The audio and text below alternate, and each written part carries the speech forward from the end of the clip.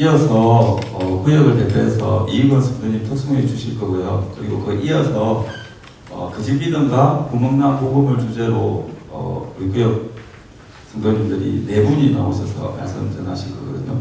아까 처음에 제가 전혀 긴장이 안 된다고 했듯이 저는 안 들어갑니다. 그래서 평소에 잘 없는 사이다를 지킨 것 같습니다.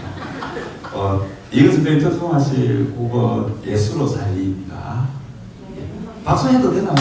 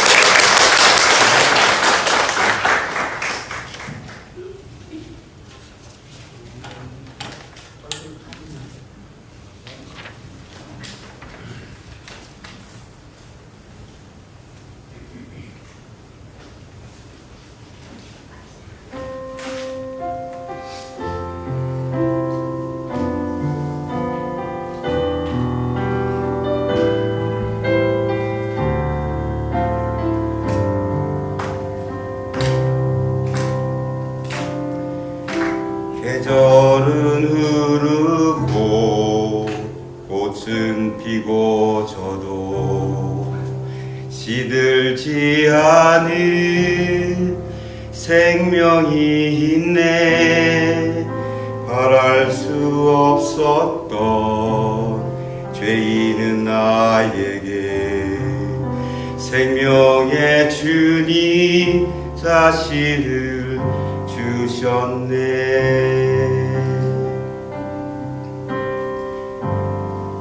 계절은 흐르고 꽃은 피고 져도 시들지 않은 생명이 있네. 바랄 수 없었던 죄인은 나에게 생명의 주님 자신을 주셨네. 나의 삶은 내 주 예수의 것이니 내 생명 다해 예수로 살리. 내 모든 것 내 주 예수의 것이니 내 전부 대신 예수로 살리. 바람이 스치듯 삶은 지나가도 꺼지지 않은 소망이 있네. 그 길을 떠나서 헤매는 자들이 주를 찾도록 나 살기 원하네. 나의 삶은 내 주 예수의 것이니 내 생명 다해 예수로 살리. 내 모든 것 내 주 예수의 것이니 내 전부 대신 예수로 살리. 그런즉 이제는 나 산 것 아니요 내 안에 주께서 사시는 것이라. 그런즉 이제는 나 산 것 아니요 내 안에 주께서 사시는 것이라. 나의 삶은 내 주 예수의 것이니 내 생명 다해 예수로 살리 내 모든 것 내 주 예수의 것이니 내 전부 대신 예수로 살리 내 전부 대신 예수로 살리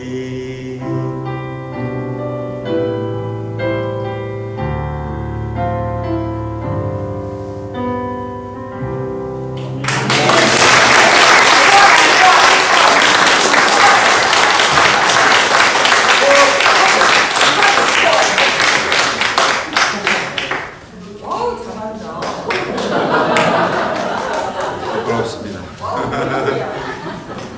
찬송한 지는 꽤 되긴 했지만 독창은 처음입니다. 40년 전에 하고 영광스러운 교회에 와서 특별히 저한테 큰 은혜가 됐다면 많은 성도님들의 아낌없는 관심과 사랑도 있었지만 집에 항상 찬송을 들으면서 작업을 하게 되고 또 덩달아 한 사람도 따라서 부르게 되고 그런 하나님의 가정이 됐다는 것에 큰 의미가 있다고 봅니다. 오늘 말씀은 그동안 우리 목사님께서 너무 완벽하게 잘 해주셔서 저희 성도들이 영육간에 강건해짐을 느낍니다. 뭔가 좀 더하고 첨부한다는 것 자체가 부끄럽지만 조금은 다른 의미로 조금은 외전으로 오늘은 말씀의 포문을 열도록 하겠습니다. 일단 창세기에 보면은 사탄이 왜 아담과 하와를 유혹하고 하나님을 적대시했는지 그 이유와 근원은 우리가 잘 모르고 있습니다.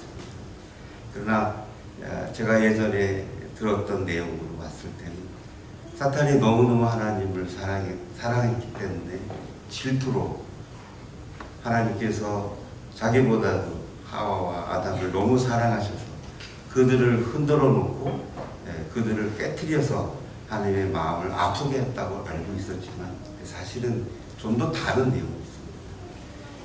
아담이 그렇게 별로 이렇게 사탄의 입장에서는 세 보이지 않았습니다. 그래서 하나님 앞에서 아담과 겨룰 수 있는 기회를 달라고 한 적이 있습니다. 그때 많은 시험을 다 통과한 상황에서 아주 대성을 이뤘죠. 그러나 딱 한 가지는 사탄이 아담을 이기지 못했습니다. 그것이 혹시 아시는 분입니다. 오늘 말씀하고도 아주 일맥상통하는 의미가 있습니다. 사탄은 이름을 짓지 못했습니다. 그러나 아담은 모든 사물에 이름을 붙이는 그런 능력이 있었죠. 그게 바로 창조력이라고 합니다. 저는 수년간 미학을 했기 때문에 하나님의 말씀을 좀 더 미적인 측면에서 전달하고자 합니다. 또 하나는 믿음이라는 말을 우리가 잘 생각해 보면 히브리어나 라틴어나 영어로 번역이 됐을 때 믿음이라는 말보다는 오히려 신뢰라든가 의지라든가 하나님의 말씀을 적극적으로 수용하는 그런 의미에서 번역이 돼야 되는데 사실 특별한 우리나라 말 중에는 그런 의미가 없었어요. 그렇다고 해서 신뢰고 충실, 신실한 뭐 이렇게 믿음을 표현할 수는 없었죠. 그래서 오전에 목사님도 말씀을 하실 때 믿음을 통해서 신뢰로 가고 그 말씀을 굳건히 됨으로써 하나님을 깊이 의지하는 그런 의미로 받아들이면 좋겠습니다. 또 한 가지는 기도를 얘기하고 싶습니다. 이 기도 속에는 우리가 희생이 있고 또 예배가 있고 모든 삶의 전체를 하나로 아우러서 예배라고 하죠. 보통 교회에 와서 목사님도 말씀을 하셨지만 이 교회에서만 이렇게 하는 것이 아니라 이 교회의 모든 하나님의 말씀이 현실에서, 우리의 가정에서, 또 나 홀로 있을 때, 누구 앞에서가 아니라 내가 홀로 있을 때 그 말씀이 뿌리를 내리고 향기를 내리는 그런 의미가 깊이 있다고 생각을 합니다. 우리 영화 목사님께서 아주 말씀을 잘 전달해 주신 성령의 9가지 열매가 있습니다. 성부께서 성자를 우리에게 주시고 또 성자로 인해서 우리에게 성령이 다가오게 됐습니다. 사실 9가지 열매를 딱히 우리가 말하기가 어려워요. 그래서 제가 이 시간에 한번 얘기를 해보겠습니다. 사랑, 희락, 화평, 오래 참음, 자비, 양선, 충성, 온유, 절제. 자, 이 9가지 열매에서 딱 4개 다가오는 말이 있었을 겁니다. 사랑이 있을 거고, 온유가 있을 거고, 절제가 있을 거고. 그 속에서 내가 번처 느꼈던 그것이 나의 첫 열매라고 생각합니다.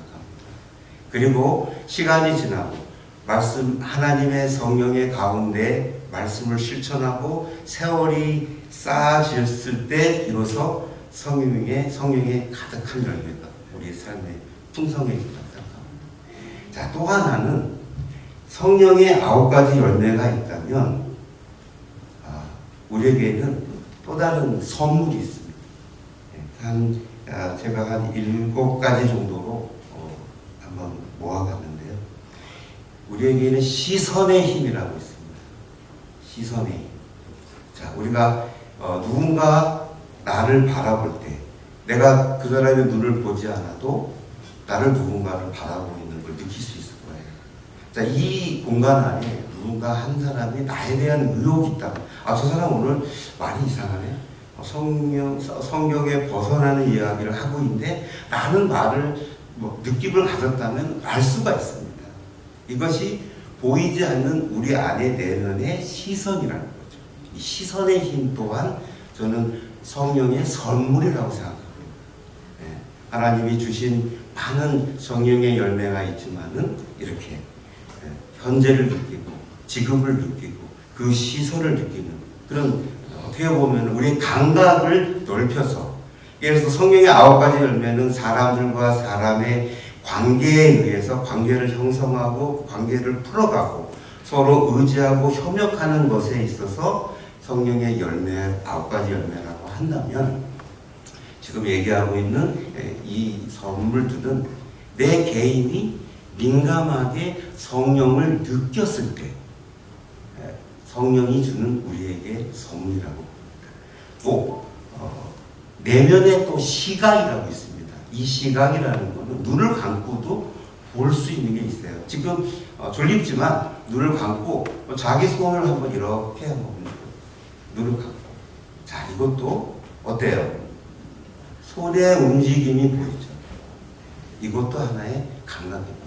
이 뭔가 흩쳐서 이렇게 해서 하는 게 아니라 빛이 가려져서가 아니라 이 손에서 나오는 어떤 자기장, 어떤 에너지, 이게 우리 눈으로 느껴진다는 거예요. 또 청각이 주는 온도의 감각이 있습니다. 자, 우리가 뜨거운 물이 떨어졌을 때 어때요?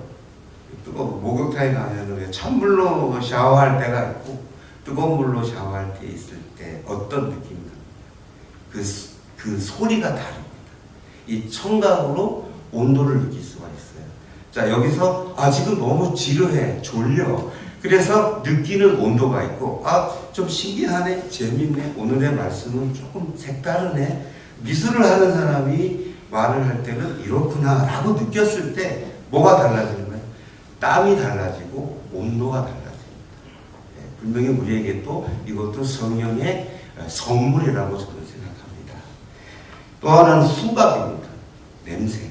자, 우리 지금 어른들을 모시고 사시는 우리 집사님들 어른들이 계실 겁니다. 어때요? 우리가 나이가 먹으면서 몸에서 뭐가 나요? 냄새가 나죠.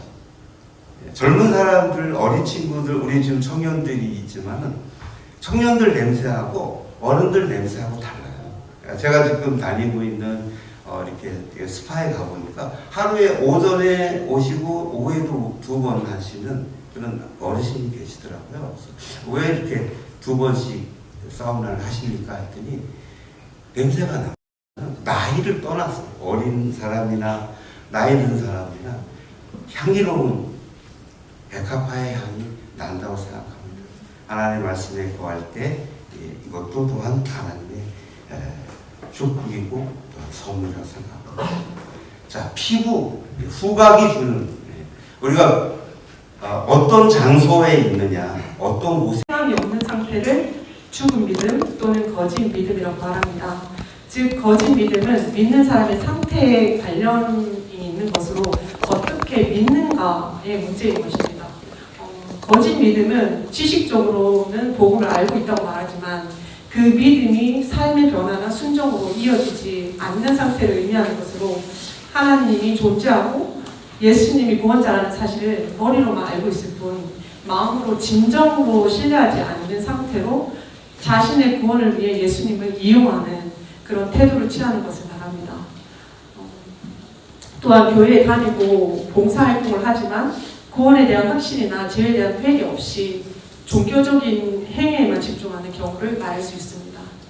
이러한 신앙생활은 복음의 내용을 부정하지 않아서 겉으로 보기에는 경건해 보이고 구원에 확신이 있다고 착각할 수 있지만 그 복음이 개인의 삶에 아무런 영향을 주지 못하기 때문에 이러한 거짓 믿음을 가진 사람은 신앙의 열매를 맺지 못하고 결국 어려움이 닥치면 쉽게 신앙에서 떠나가게 되는 것입니다. 성경에서 말하는 거짓 믿음은 회개치 않은 믿음과 복음을 왜곡시키는 복음에 의한 신앙을 말하므로 거짓 믿음은 근본적인 믿음 자체가 진짜가 아니기 때문에 구원에 이르지 못하는 것입니다. 두 번째로 구멍난 복음에 대해서 말씀 나누겠습니다.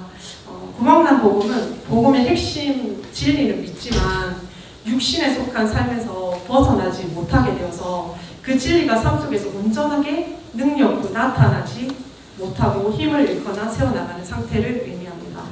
복음의 일부만 강조하거나 세상적인 가치관과 타협하면서 진정한 복음의 능력을 잃어버린 현상을 지적하는 것입니다. 이는 주로 개인의 믿음 생활이나 교회의 사역에서 나타나는 것으로 구멍난 복음은 우리가 믿는 바를 어떻게 살아가고 있는지를 다루는 문제입니다. 즉 머리로는 복음을 알지만 그 복음의 능력이 삶의 영역인 가정이나 직장이나 사회생활이나 재정적인 것들에까지 온전히 스며들지 못하고 갇혀있는 상태로 복음의 능력을 상실하여서 자신을 변화시키지 못하고 세상에 선한 영향을 끼치지 못하게 되어서 개인과 공동체의 변화를 이끌어내지 못하는 것을 말합니다. 바리새인들과 같이 겉으로는 신앙인의 모습을 갖추었지만 실제로는 세상의 가치관과 타협하고 이기적인 욕심을 따라 살아가는 위선적인 태도를 나타낼 수 있는 것입니다. 복음은 삶을 변화시키는 강력한 힘이 있지만 구멍난 복음은 그 능력을 상실하여 죄와 싸워 이기지 못하게 되고 미혹에 쉽게 넘어지게 되는 것입니다. 구멍난 복음은 구원 이후의 삶의 문제인 경우로 복음의 씨앗은 심겨졌지만 본질을 잃어버린 채 형식만 남은 신앙의 모습으로서 온전히 자라고 열매 맺지 못하는 상태이므로 우리는 이 위험성을 깨달아서 복음의 능력이 우리 삶의 그 모든 영역에 온전히 스며들 수 있도록 힘써야 하는 것입니다. 또한 바울이 말한 다른 복음은 성경에서 제시하는 구원의 진리에서 벗어나서 예수 그리스도가 지신 십자가의 의미의 일부분만 선포하는 것입니다. 이는 예수 그리스도의 십자가의 죽으심은 죄인을 구원하는 것에 멈춰있는 것으로 완전히 다른 내용의 복음으로 우리가 무엇을 믿는가에 대한 문제인 것입니다. 갈라디아에서 1장 8절에서 9절 말씀 읽도록 하겠습니다. 그러나 우리나 혹은 하늘로부터 온 천사라도 우리가 너희에게 전한 복음 외에 다른 복음을 전하면 저주를 받을지어다. 우리가 전에 말하였거니와 내가 지금 다시 말하노니 만일 누구든지 너희가 받은 것 외에 다른 복음을 전하면 저주를 받을지어다.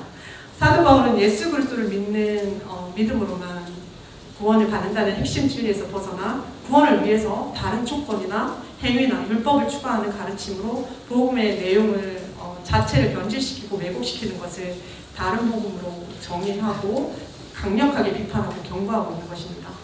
지금의 이단이나 사이비 종교에서 예수 그리스도가 아닌 다른 구원자나 다른 길을 제시하고 가르침은 대부분은 다른 복음에 해당한다고 볼 수 있을 것입니다. 세 번째로 바울이 전한 복음에 대해서 말씀하도록 하겠습니다. 바울이 전한 복음은 하나님의 창조 의도에 근거한 십자가의 복음을 말합니다. 로마서 1장 1절에서 4절 말씀. 예수 그리스도의 종 바울은 사도로 부르심을 받아 하나님의 복음을 위하여 택정함을 입었으니 이 복음은 하나님이 선지자들을 통하여 그의 아들에 관하여 성경에 미리 약속하신 것이라. 그의 아들에 관하여 말하면 육신으로는 다윗의 혈통으로 나셨고 성결의 영으로는 죽은 자들 가운데서 부활하사 능력으로 하나님의 아들로 선포되셨으니 곧 우리 주 예수 그리스도시니라. 아멘. 바울은 하나님을 믿는 사람이었지만 예수님을 구세주로 받아들이지 않았으며 예수를 믿는 자들을 하나님을 모독하는 사람들이라 여겨 그들을 죽이는데 앞장섰던 사람입니다. 그는 예수를 믿는 자들을 잡아 결박하여 옥에 가두기 위해서 예루살렘으로 가는 길에 다메섹 도상에서 예수님을 만나게 되므로 복음을 바로 알게 되고 하나님의 위대하심과 측량할 수 없는 그 사랑을 깨닫게 되므로 그의 인생은 완전히 다른 인생으로 바뀌게 되었습니다. 더 이상 자기를 위해서 육체를 따라 살지 않게 되고 인간의 의지와 노력과 열심과 능력은 하나님의 의를 이루는 데 있어서 아무런 의미가 없다는 것을 깨닫게 되었기에 세상을 배설물과 같이 여기게 되었고 그것에 미련이나 애착을 두지 않게 되었으며 복음을 위해서 순교까지 하게 되었습니다. 바울의 신앙과 같이 우리도 주님을 만나게 되면 복음을 전하는 일을 위해 자기의 생명을 조금 더 아깝지 않게 여기게 되어지게 될 것입니다. 그러므로 우리는 복음을 포괄적으로 이해하고 하나님 창조 의도에 근거한 측면에서 성경 전체를 이해해야 하고 이 일을 이해하게 될 때 우리는 다른 길로 빠지지 않게 될 것입니다. 결론적으로 복음은 예수님이 십자가에 못 박혀 죽으심으로 우리를 구원했다는 것을 뛰어넘어 하나님이 창세전에 우리를 자녀 삼으시려고 했던 계획을 십자가를 통해 이루신 것을 말합니다. 우리가 어떤 목적을 가지고 살아가는 것에 따라서 삶이 완전히 달라지는 것과 같이 신앙의 목적도 예수님을 믿고 천국 간다는 것에 국한된 것이 아니라 하나님의 창조 목적을 이루시고 우리를 자녀 삼으셨다는 것을 우리 신앙과 인생의 목적으로 삼고 살아가야 하는 것입니다. 진정한 구원은 예수님을 영접함으로 말미암아 하나님의 영원한 생명이 예수 그리스도를 믿는 우리에게 성령으로 임하셨고 우리 것이 되셨으니 우리가 그 생명에 연합되어짐으로 하나님의 자녀가 되어 거듭나게 되는 것입니다. 이처럼 하나님은 우리를 구원하셨을 뿐만 아니라 자녀로 삼으시고 또 우리를 하나님의 자녀답게 만들어 가신다는 것입니다.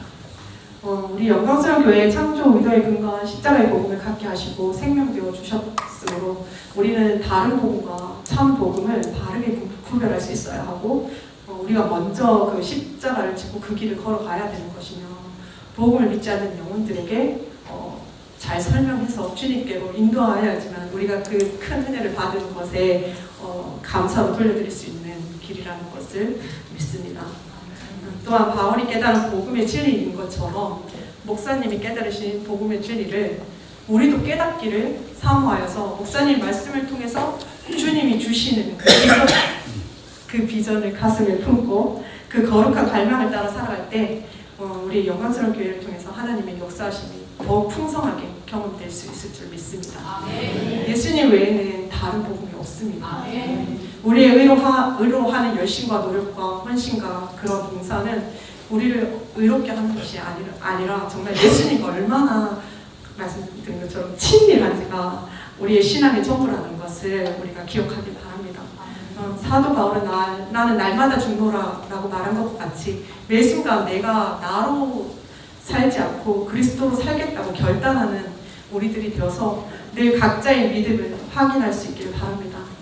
주님 밖에서 서정되는 복음이 아닌 오직 늘 주님 안에 거하는 복음으로 복음을 가지고 우리가 변질된 복음의 길을 가지 않기를 소망하며 말씀을 마치도록 하겠습니다.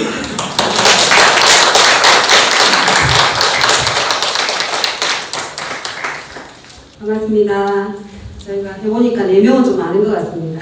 참고하셔서 시간도 벌써 2시 54분인데 한 3분이나 2분 정도 해도 괜찮은 것 같습니다. 제가 말씀 전에는 맥박이 제 평소 맥박은 60에서 70일 정도인데 조금 전에 제 맥박을 재보니까 한 100회는 되는 것 같아요. 제가 심장이 이게 뛰는 게 막 느껴질 때 있잖아요. 지금 약간 이제 그런 느낌입니다.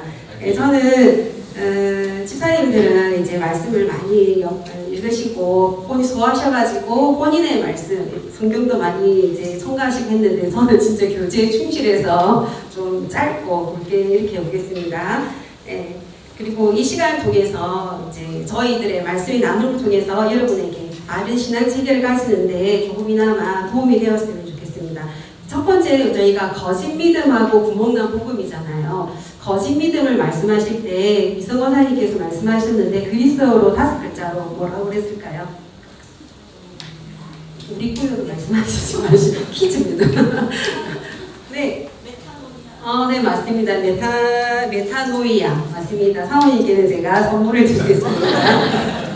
메타노이아는 여러분 회개 다 아시잖아요. 그냥 내가 반성하고 이런 게 아니라 나의 육적인 삶, 나를 중심으로 살던 삶에서 완전히 주님으로 돌이키는 삶이 회개라는 건 알잖아요. 거짓 믿음은 그게 안 되고 내가 예수님을 믿는다고 하지만 그래도 나는 내 위주로 살고 말만 예수님을 믿는다. 그걸 돌이키지 못하고 사는 것을 거짓 믿음이라고 합니다. 거짓 믿음은 여기에서 그냥 끝내겠습니다.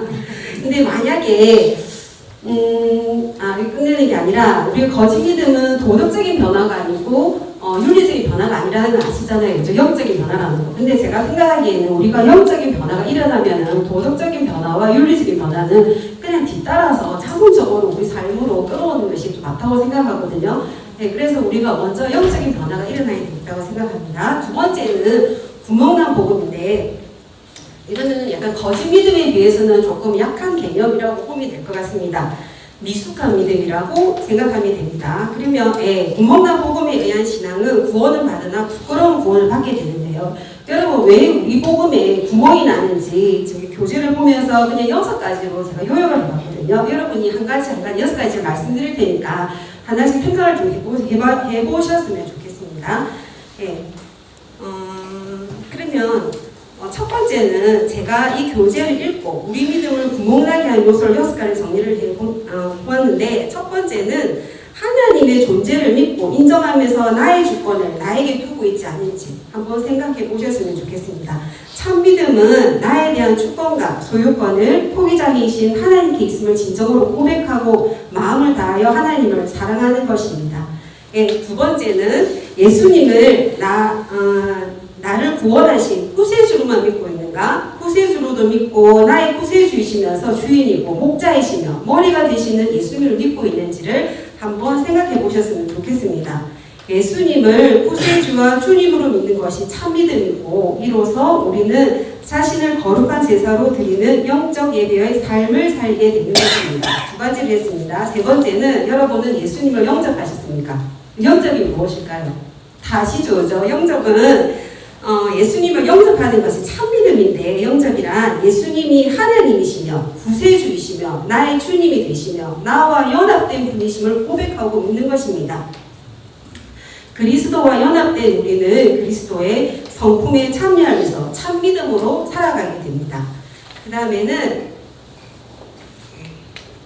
네 번째는 꼭 성경을 아는 지식을 내 믿음으로 혹시 착각하고 있지는 않은지 한번 생각해 보시기 바랍니다. 지식과 믿음은 동일하지가 않습니다. 사탄도 예수님을 알았지만은 믿음이 없었습니다. 신화가 있는데 신앙이 없는 것과 같습니다. 성경 공부는 주님을 알아가는 것이 되어야 하고 주님을 알아갈수록 성령이 충만하여 승리하는 삶을 살아가야 하는 것입니다. 5번째는 여러분은 하나님의 경륜을 잘 알고 계신지 한번 생각해 보시기 바랍니다. 하나님의 경륜을 모르면 영적 방황을 하게 되고 열매도 시원치 않습니다. 지식이 믿음의 수준은 아니지만 참된 믿음으로 이끄는 것은 참된 지식, 진리에 의한 것입니다. 아는 만큼 보이고 아는 만큼 더 사모하게 되고 갈급한 심령이 되는 것입니다.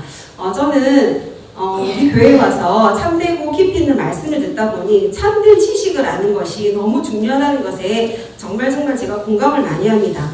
참된 복음과 참된 지식을 알게 되면 바른 복음의 길에 참여하게 되고 하나님의 풍성한 생명에 참여하여 매일을 승리하게 하는 기쁨의 삶에 참여하게 됩니다.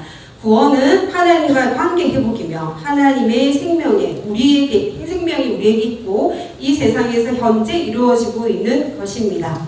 그리고 6번째는 여러분 하나님의 갈망이 나의 비전이 되고 있는지 한번 생각해 보시기 바랍니다. 구원을 받았어도 하나님의 비전이 없으면 영적인 방황을 하게 됩니다. 이스라엘 백성들이 비전과 믿음이 없어서 광야에서 방황하다가 죽은 것을 말입니다.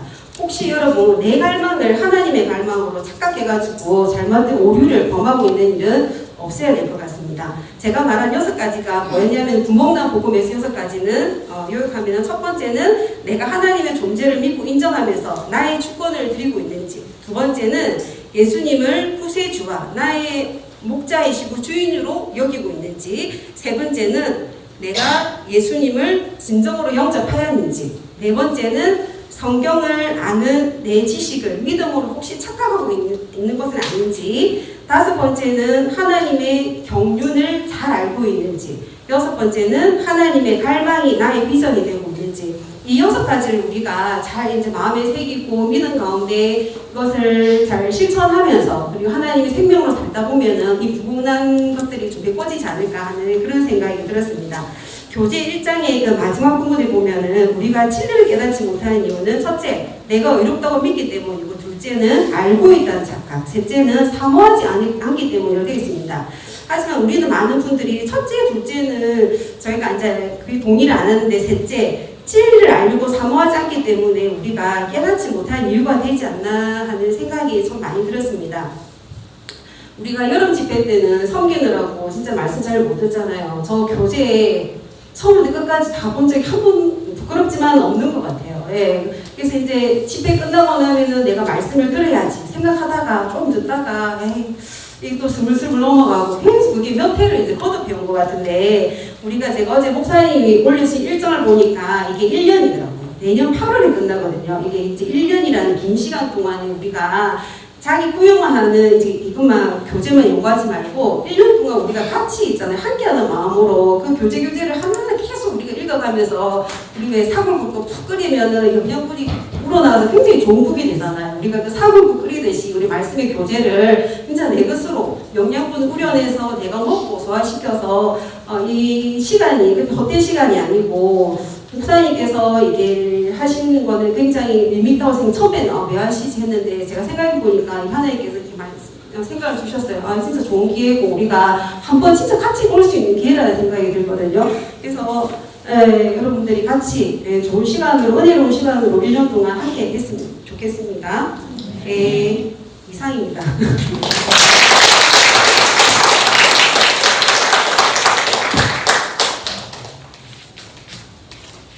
오전에 목사님 생각이 나요.